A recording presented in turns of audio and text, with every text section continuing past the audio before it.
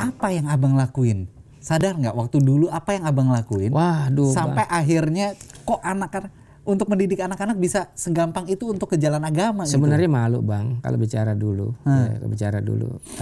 Ketika masih ya maaf lahir batin banget kalau cerita nih. Tapi ini mudah-mudahan jadi ibrah ya, jadi contoh ya.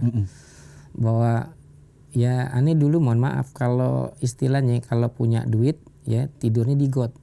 Nggak punya duit tidur di kasur. Nah, gimana ceritanya tuh? Bahlul bang. Bahlul banget, bahlul. Punya duit, apa sih apa yang aneh kagak teken, apa yang aneh kagak minum. Oke. Istilahnya itu punya duit, tidur di comberan. Karena apa? Kagak tahu yang mana comberan, yang mana tempat tidur ya. Nggak bisa bedain, gitu. saking olengnya. Nah itu, disingit tuh deh. Oke. Disingit, kata layangan kudu diluk. No bang, yang main layangan mulu dong. Lihat no, tawa paling kenceng kan. Pernah kebeler kangen nih. Oh gitu. Ya Allah. Terus. Ya Allah, ya bersyukur aja sih aneh punya bini ya kan. Ya alhamdulillah lah ya. Bini ya sedikit banyaknya juga yang religi ya. Mudah-mudahan ya istiqomah jadi istri yang soleha. Jadi titik baliknya itu adalah ketika ketemu pasangan. Ani ketika dapat anak perempuan itu jadi sek gitu kan, dapat anak perempuan. Gue nggak mau nih anak gue.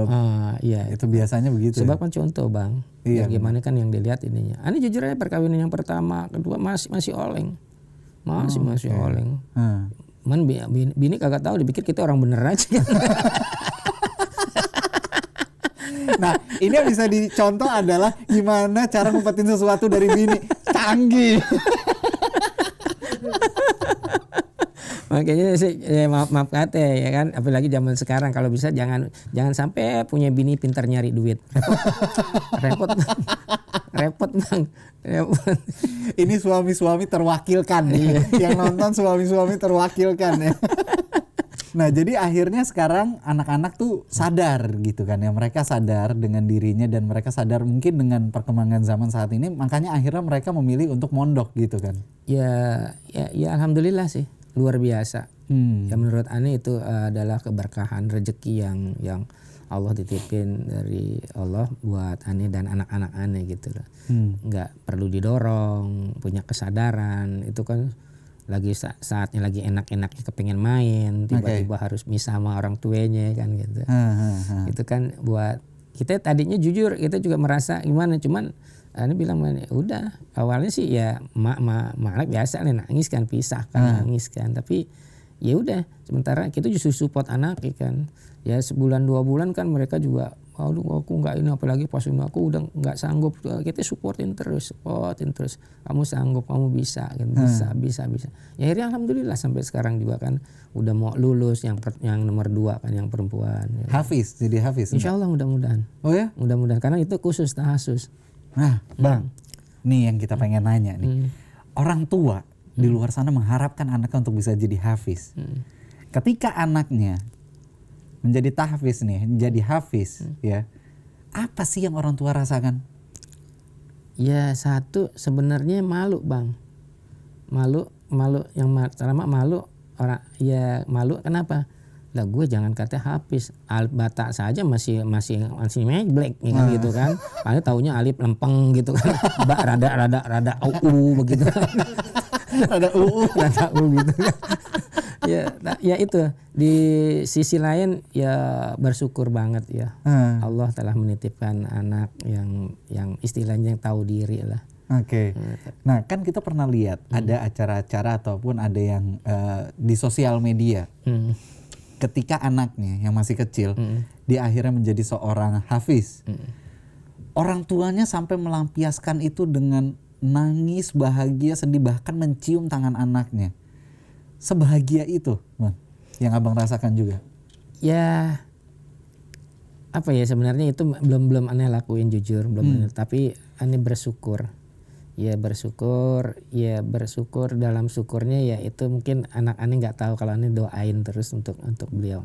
Orang tua mana sih yang nggak doain anak kan gitu. Iya, tapi mungkin ini lebih supaya ya apa ya keistiqomahan itu kita cukup bang. Aneh cuma bilang kadang-kadang ya mohon maaf ketika diundang juga kan. ya kita saling ngingetin jamaah yang hadir pada saat ketika Ane diundang kan. Bagaimana kita juga harus lebih dari kita, anak kita kan. Supaya kita mati, bahasannya soal kita mati ada yang ngajiin. Jangan sampai kita mati ya kan, anak kita di pojok begini, mak nangis mak mati, mak mati. Ya mak cuma disebutin mak mati, yang ngajiin orang lain kan ribet gitu kan. Atau YouTube. Pasangin YouTube. Astagfirullahaladzim. Nauzubillah min dzalik ya itu. Itu sih Bang yang membuat Ane juga terharu, membuat Ane sedih, yang membuat Ane yang pada akhirnya ya udah mau ngapain lagi. Ya udahlah. Ya Ane berharap apa yang Ane lakuin seperti program Ganasir jadi salah satu ibadah Ane bersama keluarga Ane itu. Oke. Nah, berarti kan segala macam proses hidup itu udah dijalanin sama Bang Nadhid. Dari asam garamnya sampai sekarang lagi memetik buah manisnya. Amin. Menurut Bang Kubil sendiri apa sih yang belum Bang Kubil capai dalam hidup ini? Ya apa ya yang belum dicapai sebenarnya sih tadi itu sebenarnya punya niat kepengen ya kalau sekarang nih anak mondok, Ane kepengen punya pondok gitu kan.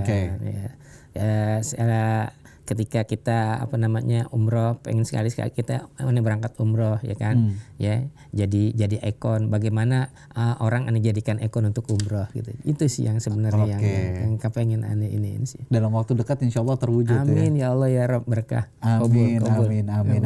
Nah teman-teman Insight, jadi kita udah melihat seberapa sulit perjalanan hidup dari seorang Bang Kubil ya, dari yang dulunya ya masa lalu, itulah masa lalu gitu kan. Tapi sekarang kita melihatnya ke masa depannya. Masa depannya mulia banget, pengen punya pondok, terus juga pengen bisa umroh dan segala macamnya, jadi ikon bahkan gitu kan ya. Insya Allah itu semuanya nanti akan terwujud. Nah itulah yang kita bahas terus di Insight. Jadi kita akan mempelajari tentang jalan hidup seseorang, apa titik baliknya, apa yang kita bisa pelajarin dan apa yang bisa kita ambil. Dan akhirnya terima kasih Bang Kubil udah mau datang ke studionya Jak TV, mau ngobrol-ngobrol di podcast Insight. Insya Allah apa yang antum sampaikan ini bisa diterima dengan baik oleh teman-teman semuanya. Dan juga insya Allah teman-teman yang menonton mendapatkan keberkahan yang sama. Yang punya anak, anaknya bisa menjadi hafiz dan hafizah juga. Amin ya Allah ya Rabb. Dan kitanya juga bisa bangga gitu. Amin. Ya, jauh di lubuk hati kita bisa tahu nilai-nilai dari kebaikan dan juga kebenaran. Akhirnya Bang Kubil pamit dan juga saya Sahil Mulahela pamit undur diri. Mohon maaf kalau ada salah-salah kata. Sampai ketemu di episode berikutnya. Talata Ithnan Wahid. Wassalamualaikum warahmatullahi wabarakatuh.